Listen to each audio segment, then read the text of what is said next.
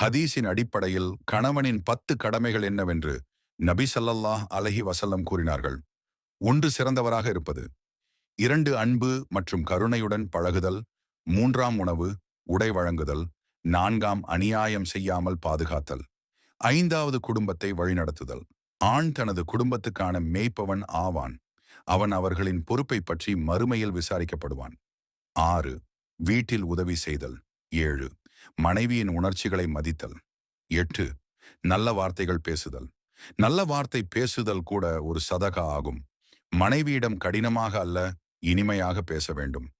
9வது மனைவியின் தேவைகளை பூர்த்தி செய்தல். 10வது மனைவியை மதித்து உரிமை வழங்குதல். பெண்களை குறித்து அல்லாஹ்வை அஞ்சுங்கள், அவர்கள் உங்கள் பொறுப்பில் உள்ளவர்கள். தேவைகளை பூர்த்தி செய்தல், அவர்களின் உரிமையை பாதுகாத்தல் என்று கூறினான். நாமும் நம் குடும்பத்திடம் அல்லாஹ்வின் பாதையில் சிறந்தவராக இருப்போமாக.